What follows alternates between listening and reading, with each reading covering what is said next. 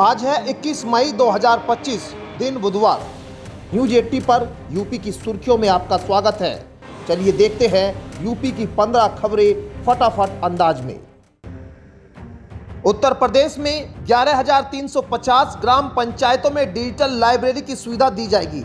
Uttar Pradesh library की स्थापना पर 4 लाख रुपए खर्च होंगे। बता दें कि पहले चरण में कुल 454 करोड़ रुपए खर्च कर इन डिजिटल लाइब्रेरी की स्थापना की जा रही है।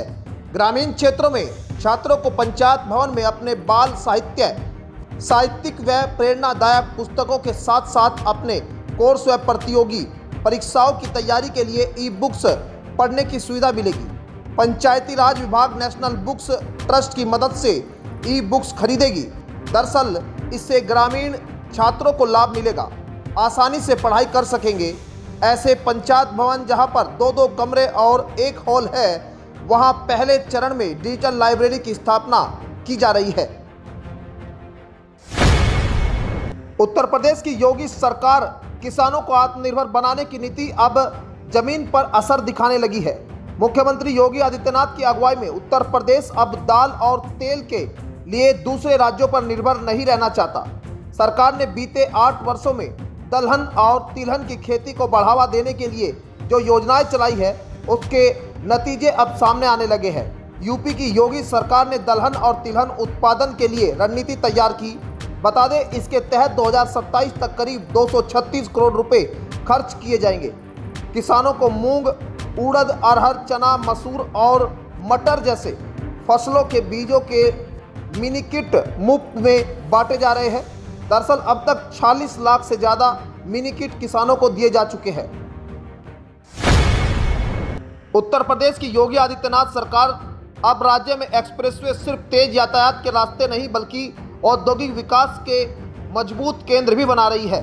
सरकार की रणनीति साफ है, जहां एक्सप्रेसवे वहीं उद्योग। इसी दिशा में योगी सरकार ने गंगा, बुंदेलखंड, पूर्वांचल, आगरा, लखनऊ और गोरखपुर लिंक एक्सप्रेसवे के किनारे इंडस्ट्रियल कॉरिडोर विकसित करने की दिशा में अब तक 3827 हेक्टेयर भूमि का अधिग्रहण और क्रय किया है, जो मंजूरशुदा कुल भूमि का लगभग 70% है।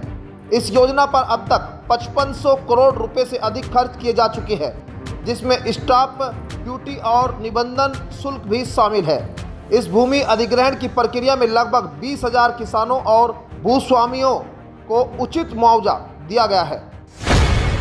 उत्तर प्रदेश की योगी सरकार ने युवाओं को आत्मनिर्भर और सशक्त बनाने की दिशा में एक बड़ी पहल करते हुए मुख्यमंत्री युवा उद्यमी योजना के माध्यम से प्रदेश को उद्यमिता का मॉडल राज्य बना दिया है। बता दें, इस योजना के माध्यम से सरकार न केवल युवाओं को स्वरोजगार के लिए प्रेरित कर रही है, बल्कि उन्हें बिना ब्याज और बिना गारंटी के ऋण उपलब्ध कराकर उनके सपनों को हकीकत में बदलने का अवसर भी दे रही है। दरअसल इस योजना को पूरे देश के लिए एक मिसाल माना जा रहा है, जो यूपी के मुख्यमंत्री योगी आदित्यनाथ के आत्मनिर्भर भारत के विजन को साकार कर रही है। आपको बता दें, योजना के तहत बिना ब्याज और बिना गारंटी के 5 लाख रुपए तक का ऋण प्रदान किया जाता है। यूपी के मुख्यमंत्री योगी आदित्यनाथ के नेतृत्व में प्रदेश सरकार ने सामाजिक समावेशन को धरातल पर उतारते हुए दिव्यांगजनों के जीवन में नई उम्मीदें जगाई है। राज्य में संचालित दिव्यांगजन शादी विवाह प्रोत्साहन पुरस्कार योजना ने लाभार्थियों को केवल आर्थिक सहायता ही नहीं बल्कि समाज में स्वीकृति और समानता का नया विचार स्थापित किया है। यह योजना अब एक संवेदनशील पहल से आगे बढ़कर सामाजिक सोच में परिवर्तन की प्रतीक बन चुकी है। 2017-18 से अब तक 5,893 दिव्यांग दंपतियों को इस योजना के माध्यम से लाभ मिल चुका है। योजना के अंतर्गत यदि वर दिव्यांग है तो 15,000 रुपये, वधू दिव्यांग हो तो 20,000 रुपये और यदि दोनों दिव्यांग हो तो 35,000 रुपये की सहायता राशि ई पेमेंट के माध्यम से सीधे बैंक खाते में दी जाती है। इस प्रक्रिया में पारदर्शिता और त्वरितता सुनिश्चित की गई है। उत्तर प्रदेश के सबसे लंबे और सीएम योगी के ड्रीम प्रोजेक्ट गंगा एक्सप्रेसवे के निर्माण में 24 घंटे में 2 विश्व रिकॉर्ड बनाकर कीर्तिमान रच दिया है, जो एक बड़ी उपलब्धि के तौर पर देखा जा रहा है। उत्तर प्रदेश एक्सप्रेसवेज औद्योगिक विकास प्राधिकरण यानी यूपीडा की ओर से इसकी जानकारी दी गई है। बता दें, गंगा एक्सप्रेसवे के निर्माण में पहला रिकॉर्ड हरदोई उन्नाव प्रभाग में 24 घंटे में 34.24 लेन किलोमीटर बिटुमिनस कंक्रीट बिछाकर बनाया गया है। दरअसल 20,105 घन मीटर बिटुमिनस मिक्स का इस्तेमाल कर 1,71,210 वर्ग मीटर क्षेत्र में सड़क का निर्माण किया गया है। अंबाला शामली एक्सप्रेसवे जिले में गोगवान जलालपुर तक जाएगा। गोगवान जलालपुर गोल चक्कर से गोरखपुर शामली एक्सप्रेसवे शुरू हुआ तो दिल्ली देहरादून एक्सप्रेसवे के ऊपर से 62 मीटर लंबा और 32 मीटर चौड़ा ऊपरीगामी पुल का निर्माण कराया जाएगा। हालांकि शामली गोरखपुर एक्सप्रेसवे निर्माण को लेकर अभी असमंजस की स्थिति है। अधिकारियों ने जल्द निर्माण कार्य शुरू कराने को कहा है। निर्माण एजेंसी के अधिकारियों के मुताबिक पंजाब प्रांत के पूर्वी क्षेत्र और पश्चिमी उत्तर प्रदेश को जोड़ने के लिए अंबाला शामली एक्सप्रेसवे का निर्माण पिछले 2 साल से चल रहा है। अंबाला शामली एक्सप्रेसवे थाना भवन कस्बे में चीनी मिल के पास दिल्ली शामली सहारनपुर हाईवे थाना भवन और जलालाबाद के पास दिल्ली शामली रेलवे लाइन और गंदेवड़ा संगम के पास पूर्वी यमुना नहर के ऊपर से गुजरेगा। योगी आदित्यनाथ के नेतृत्व वाली सरकार ने बाल श्रम के खिलाफ निर्णायक अभियान शुरू कर 2027 तक राज्य को बाल श्रम से पूरी तरह मुक्त करने का संकल्प लिया है। सोमवार को जारी एक आधिकारिक बयान के अनुसार यह लक्ष्य तय करते हुए सरकार ने बहुआयामी योजनाओं को जमीन पर उतार दिया है। जागरूकता से लेकर शिक्षा और पुनर्वास तक हर स्तर पर ठोस प्रयास किए जा रहे हैं ताकि बचपन को मजबूरी नहीं अवसर मिल सके। बयान के मुताबिक राज्य सरकार ने बाल श्रम की रोकथाम के लिए 12 जून को अंतर्राष्ट्रीय बाल श्रम निषेध दिवस के माध्यम से विशेष जागरूकता कार्यक्रम चलाने का निर्णय लिया है। दरअसल इसके लिए विभिन्न विभागों के माध्यम से समन्वय बनाकर जागरूकता अभियान को धार दी जाएगी। कानपुर अलीगढ़ हाईवे पर दुर्घटनाएं रोकने के लिए 9 फुट ओवर ब्रिज का निर्माण का रास्ता साफ हो गया है। टेंडर की टेक्निकल मंजूरी फाइनल होने के साथ ही कन्नौज जिले में 2 FOB का निर्माण जल्द शुरू किया जाएगा। इसके बाद कानपुर में 7 FOB बनाए जाएंगे। एक FOB से 2 पहिया वाहन ले जाने की सुविधा मिलेगी। बाइक स्कूटी सवारों को आर पार जाने की सहूलियत मिलेगी। गलत दिशा में चलने के कारण दुर्घटना का शिकार होने से वाहन बच जाएंगे। NHI लगभग 36 करोड़ रुपए इन FOB पर खर्च करेगा। अब NHI कानपुर से कन्नौज तक 82 किलोमीटर लंबे हाईवे पर कुल 9 FOB बनाएगा। इनमें 7 कानपुर जबकि 2 कन्नौज में होंगे। NHI ने निर्माण कार्य के लिए तकनीकी निविदा की प्रक्रिया पूरी कर ली है। फुटओवर ब्रिज बनाने में लगभग 4 करोड़ रुपए का खर्च आएगा। रायबरेली में स्वास्थ्य व्यवस्था को लेकर सरकार तत्पर दिख रही है। महाराजगंज तहसील क्षेत्र में अब 5वीं CHC बनाए जाने की तैयारी है। बता दें कि चांदपुर के बाद अब शिवगढ़ के ओसहा में भी 100 बेड का अस्पताल बनेगा। दरअसल इसके लिए तहसील प्रशासन ने 10 बीघे भूमि चिन्हित कर शासन को प्रस्ताव भेज दिया है। बजट आते ही यह निर्माण कार्य शुरू हो जाएगा। ओसहा ग्राम प्रधान मनोज कुमार द्विवेदी की मांग पर उच्चाहार विधायक मनोज पांडे ने 2021 में आयोजित 18वीं विधानसभा के प्रथम सत्र में याचिका के जरिए यह मामला सदन में रखा था। दरअसल जिसके क्रम में शासन ने मई वर्ष 2023 में तहसील प्रशासन में CHC के लिए भूमि चिन्हित कर प्रस्ताव मांगा। तहसील प्रशासन ने ओसहा ग्राम में ग्राम सभा की कुल 10 बीघे भूमि चिन्हित कर प्रस्ताव शासन को भेज दिया है। यूपी में कथित तौर पर अवैध मस्जिद, मजार, ईदगाह और मदरसों पर बुलडोजर एक्शन जारी है, जिससे राज्य की सियासत गर्मा गई है। इस बीच प्रदेश की पूर्व CM और बसपा प्रमुख मायावती ने योगी सरकार पर तीखा हमला बोला और योगी सरकार की कार्यशैली पर सवाल उठाए हैं। मायावती ने कहा, योगी सरकार का प्राइवेट मदरसों के खिलाफ सख्त रवैया ठीक नहीं है।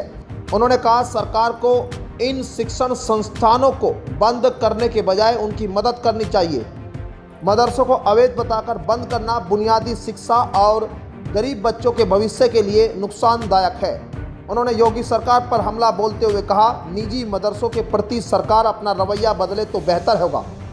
इसके साथ ही मायावती ने चिंता जताते हुए कहा कि प्रदेश के स्कूलों में 22 लाख बच्चों के एडमिशन में इस साल गिरावट आई है। उत्तर प्रदेश की योगी आदित्यनाथ सरकार में पंचायती राज मंत्री ओम प्रकाश राजभर ने सोमवार को स्थानीय स्वशासन समिति की बैठक की, जिसमें कई अहम मुद्दों को लेकर बातचीत की गई। इस दौरान पंचायती राज विभाग के काम का ब्यौरा और तमाम उपलब्धियों को मंत्री के सामने रखा गया। समिति के सदस्यों ने मांग की जिला पंचायतों की बैठक में विधायकों के प्रस्तावों को भी शामिल किया जाना चाहिए। कैबिनेट मंत्री ओम प्रकाश राजभर की अध्यक्षता में स्थानीय स्वशासन समिति की ये पहली बैठक थी। इस बैठक में विधायक राजेंद्र प्रसाद चौधरी, ओम कुमार, संदीप सिंह, महेश चंद्र गुप्ता आदि विभाग के तमाम जुड़े लोग आला अधिकारी मौजूद रहे। नगीना सीट से आसपा सांसद चंद्रशेखर आजाद ने बिजली की कीमतों को लेकर प्रदेश की योगी सरकार पर निशाना साधा है। उन्होंने कहा, प्रदेश की जनता पहले ही महंगाई और बेरोजगारी से परेशान है और अगर बिजली की कीमतों में भी बढ़ोतरी की गई तो मजदूरों और छोटे व्यापारियों की मुश्किलें बढ़ सकती है। उन्होंने चेतावनी दी है कि अगर बिजली की कीमतें बढ़ाई गई तो उनकी पार्टी प्रदेश भर में विरोध प्रदर्शन करेगी। नगीना सांसद ने अपने सोशल मीडिया अकाउंट एक्स पर लिखा, उत्तर प्रदेश की जनता पहले ही बेरोजगारी, महंगाई और भ्रष्टाचार से जूझ रही है। ऊपर से अब सरकार बिजली को गरीबी की पहुंच से दूर कर सिर्फ अमीरों के घरों में रौनक बनाना चाहती है। 30% तक बिजली महंगी करने की तैयारी साफ दिखाती है कि यह सरकार आम जनता, किसानों, मजदूरों और छोटे व्यापारियों की नहीं है। उत्तर प्रदेश के उप मुख्यमंत्री ब्रजेश पाठक और पूर्व मुख्यमंत्री अखिलेश यादव के बीच जुबानी जंग तेज हो गई है। अभी तक जो वार एक्स के जरिए किए जा रहे थे, अब वो एक कदम और आगे बढ़ चुके हैं। अब पोस्टर वार शुरू हो गया है। इस मामले में पोस्टर वार की शुरुआत बीजेपी की ओर से की गई। 1090 और हजरतगंज जैसे प्रमुख चौराहों पर अखिलेश यादव के खिलाफ पोस्टर लगाए गए। पोस्टर के जरिए सपा मुखिया अखिलेश यादव से माफी मांगने की मांग की गई है। वहीं दूसरी ओर अखिलेश यादव के बाद अब ब्रजेश पाठक को भी नोटिस भेजा गया है। दरअसल बीते दिनों समाजवादी पार्टी के मीडिया सेल ने उप मुख्यमंत्री ब्रजेश पाठक के डीएनए को लेकर आपत्तिजनक पोस्ट किया था। सपा मीडिया सेल ने भले ही यह पोस्ट डिलीट कर दिया, लेकिन मामला प्रदेश के उप मुख्यमंत्री से जुड़ा होने के कारण यह बड़ा मुद्दा बन गया है। यूपी में इन दिनों मौसम का अजब नज़ारा देखने को मिल रहा है। कहीं मूसलाधार बारिश हो रही है तो कुछ जनपदों में चिलचिलाती गर्मी से लोग परेशान हैं। इस बीच मौसम विभाग ने यूपी में 5 दिन तूफानी बारिश होने का अलर्ट जारी किया है। साथ ही बिजली गिरने की भी चेतावनी दी गई है। मौसम विभाग के अनुसार पश्चिमी विक्षोभ तथा चक्रवाती परिचरण सक्रिय होने के चलते उत्तर प्रदेश के कई इलाकों में गरज चमक के साथ बारिश, 40 से 50 किलोमीटर की तेज रफ्तार से हवा चलने और बिजली गिरने के आसार है।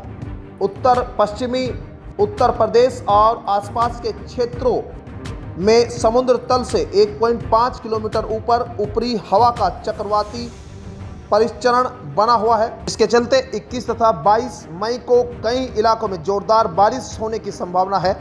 मौसम विभाग ने यूपी के 28 जिलों में बारिश और बिजली गिरने का अलर्ट जारी किया है। तो ये थी आज की 15 फटाफट खबरें। अगर आपको वीडियो पसंद आया तो वीडियो को लाइक, शेयर व कमेंट जरूर करें। धन्यवाद।